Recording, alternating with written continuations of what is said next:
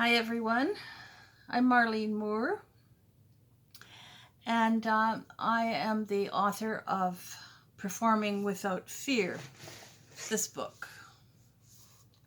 This book here. This book is 220 pages, large print, and I don't know about you, but I appreciate that. As you get older, you need large print. At least I do.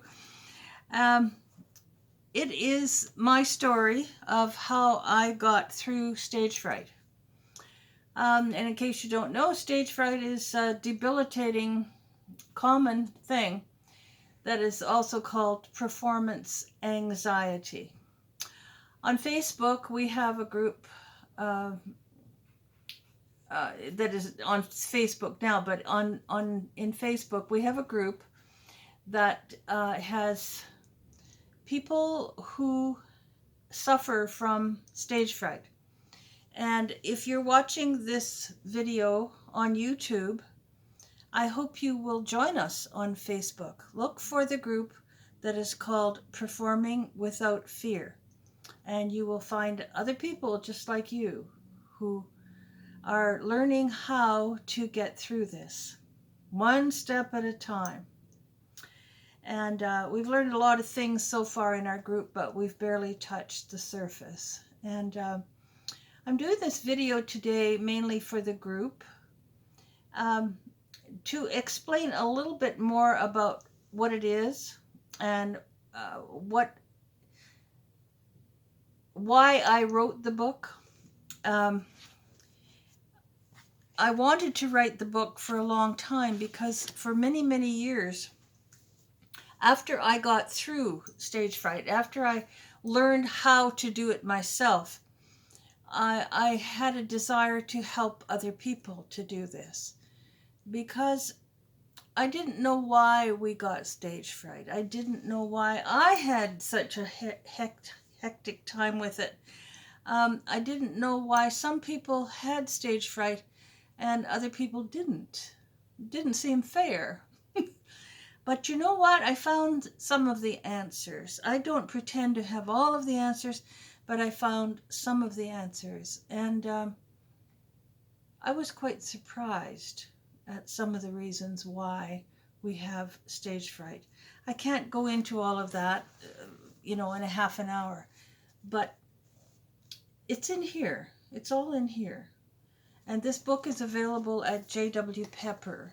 I will leave out that address where you can get the book in case you don't know. So what I did for 35 or 40 years of my life, after I learned how to get through stage fright, I had workshops in the United States and Canada. And people would come who were suffering and who had stage fright. Some of them had just a little bit of stage fright, meaning maybe they had one or two symptoms, such as sweaty hands or shaky hands and butterflies in the stomach. That's a common one. Other people had more severe stage fright, that it took longer to get through understanding what was going on. The workshops were very, very successful. And over the years, although I don't pretend to be a psychologist or a counselor, but over the years, I learned to recognize what it was and how to help these people. And I think I did it mostly because I'm very intuitive and compassionate, and whatever was wrong, it would just come into my mind as how that person could be helped. Now, some of them were pretty bizarre. I remember one woman that responded totally to heat pads being put on her neck and her hands. So I went and got an electric blanket the next day and wrapped it around her. And for the first time, she played her piece from memory beautifully with no mistakes. Go figure. Now, it took a long time to figure that out, but she needed something to trigger herself, um, so that she could be helped. So she wanted to be helped. She needed a physical prop. And sometimes that happens. Sometimes just being in the group helps them to get over stage fright. I did learn that the common denominator for every one of the people that were in my workshops, they responded best by playing the piece over and over and over and over and over again. On stage or for their co-workers and for the group. The more they played, the easier it became. And that was true with me too, because I had spent many years um, having dreadful stage fright, just dreadful. Stage 4, level 4 stage fright. Um, Throwing up, and you name it, I had it. I can't tell you in words how that feels now that this is gone. I don't have any of these symptoms anymore. Did I just grow out of them? No, no. It happened because I had this desire to perform and perform well. When I was a young concert pianist, I actually performed by having stage fright all the time. And I wanted to be rid of it. I wanted to get over this so badly. And I did. It became my huge goal in life, was to get over the stage fright. I didn't know I was going to be helping hundreds and hundreds and hundreds of people. I didn't plan on that. But I do like that now. It makes me feel good when somebody else says, hey, I think I've lost all my... I don't have sweaty hands anymore. I don't have shaky pedal foot. I'm not sweating like a pig when I play anymore. Huh? Wow. Well, what do you think happened? I don't know. I just became part of the group, and I played, and I read the book, and here I am, and it's okay. Wow. Wow. One teacher this morning, she said to me, I love this group. What did she say? I have learned so much. It has helped me to become a better teacher. Isn't that nice? It's helped her to become a better teacher. Not just a better performer, but a better teacher. That kind of blew me away. And I just love hearing these things, because then I know that these people are being helped. There is progress. And there's always hope. Always, always, always. When I had the workshops, the success was about 90%. And I kept track of these people for many, many years. And what I learned was the ones that had the success, are you ready for this? Were the ones that did all of the exercises. They're included in this book. But years ago, we did the same exercises. They did the exercises every day. They did the breathing exercises and the tightening exercises, lying on the floor, and the visualizations, and the everything that is listed in here. So today I want to share with you, what did we do in these groups that was so different? And you know what? Every person who came to these workshops, they were different, because we're all different. So I had to figure out how I was going to help these people. At first, all we did was perform. But then I got to be able to diagnose what I thought was bugging them. And I want to read to you today about a lady who came to one of my workshops, And she's very colorful, very hard to teach, very high strung. And this is not her real name. There are no real names in my book, but in the book I've called her Inez. And I'd like to read that to you instead of just talking about it because it's kind of interesting. I think you'll enjoy this. Inez was a short-tempered, impatient, demonstrative, high-strung, temperamental bundle of high energy. She seemed to dance when she walked. Her speaking voice was more like singing. She played frantic piano pieces, leaning towards music that contained an abundance of dissonance. She was more agitating than interesting, more jumpy than joyful, more stuck up than sophisticated. She wore outfits that would have been the envy of the cast of the opera Carmen. In whatever way that I could possibly describe her, Inez was a force to be reckoned with. Halfway through a piece, she would stop, scream, pound the keys in disgust, and yell, "There, I did it again. Big mess." I would instruct her to count to 20, do her breathing exercises, and start again. Perhaps she was simply trying too hard. It took me 4 months to figure out the best way to help her. She was a perfectionist with a huge attitude, aside from the fiery temperament and the temper tantrums. However, she was very entertaining. She could flash a smile as quickly as she could blow up in anger. There was nothing boring or bland about Inez. The first thing I noticed about her playing was that her tempo was always slightly off. At first I thought it was because of her shaky fingers or her erratic temperament. I was wrong. Her pieces were always the same, a tempo that either dragged or raced.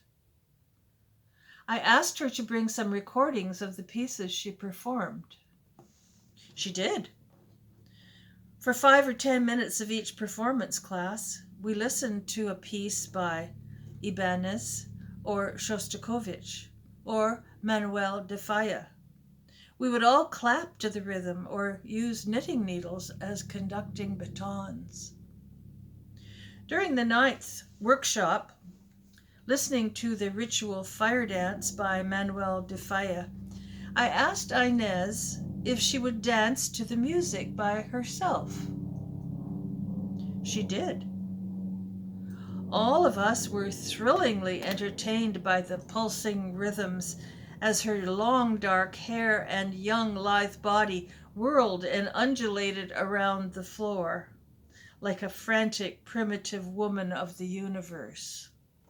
I will never forget it. I had no idea she could dance like that. It was a cross between belly dancing and Esprit Nouveau avant-garde ballet production. We were enthralled, mesmerized. Her dancing was exotic, wild, intoxicating, and hypnotic. Enthralling. The best part of all was that her rhythm and tempo were perfect. She did not miss a beat. Everyone applauded wildly. I instructed Inez to listen to the recording once every day and to dance to it just as she had done for us. She did this every day. Within 2 weeks, Inez could perform the fire dance by Manuel de Falla perfectly, with 100% exact tempo. Not only had the piece come alive, but her stage fright had begun to subside. Inez had learned how to listen not only to herself, but to the recordings. By dancing to the recording, she had allowed every part of her body to experience the correct, even tempo. This easily translated to her fingers. Not everyone understands how to feel the music. Most people translate this to mean that we simply experience a specific emotional state. While this is partially true, I always try to remind myself that most things in life start with the physical part of our being. As Zorba the Greek instructed us long ago, all that is left is the dance. He was right. Dancing to the tempo and the rhythm of the music worked extremely well for Inez due to her fiery nature. She responded so well to this that it literally changed her piano playing. The music became part of her. In doing so, her stage fright lessened because now she played the piece so much better than before. I recommend dancing to your piano music recordings for everyone. If you don't like to dance, at least do movement to the music with your arms and body. Perhaps in time your feet will move too. Dance or move to every piano piece you know. It will turn you into a much better pianist because you will understand the music on a much deeper level. When I compose a new piece of music, quite often I cannot think of a title for the piece. So, after I've recorded the piece, I begin to dance. I allow my body to do what the music says. I play the recording several times. At some point through the movements of my body, I get in touch with a specific emotion. I will feel joy or sadness or somewhat unsettled. Sometimes the emotion will evoke a memory. From this experience always comes the title of the new piano piece. I dance alone when nobody is home. I do not have the body of a dancer, but I don't let that stop me. This idea of dancing to your piano piece has worked miracles for a lot of people. It is certainly worth a try. I have incorporated much dance and movement in my group classes for students as well as for adults. They love this. Inez found her inner dancer. By doing so, she chased all the other inner creepies out of her life. Her moods improved. Her rhythm and tempo had a complete makeover. Sometimes when we fix one thing about ourselves, a whole lot of other things get shaken up so that they can eventually come into balance. I have seen this happen on several occasions. Somebody signs up for stage fright reduction and they end up with many new wonderful surprises in their lives. I can relate to this personally. Deep down, I did not think that I could ever go through the process to enable myself to perform comfortably. I had a huge desire to do this, but I had so many doubts. It seems to be such a huge task, a formidable, unseen foe that could not be subdued. Little did I know, on my journey through stage fright, that I would learn about myself through teaching others. Through the formation of performance groups for children, through the adult performance workshops, by teaching the new Back to Basics piano teachers, by working with many private individuals, by making myself perform for every possible occasion I could muster. I made myself play at fancy hotels, restaurants, church, and finally, concert tours. I played for friends. I played at senior homes. I even played for the piano tuner. It all adds up. My personal desensitization program took me over 40 years. My dance took much longer than it took for Inez. Sometimes miracles take longer for some people. That year, I received a Christmas card from Inez. She had danced her way into playing for a ballet company. She was completely free of all stage fright symptoms. Her rhythm and her tempo challenges were gone. She now dances to her pieces every day. She was also studying ballet. Life is full of surprises. I love happy endings. Don't you? I just love happy endings. Inez was just one personality type. There are so many. With the group on Facebook, the group called Performing Without Fear, I need to get to know you one at a time.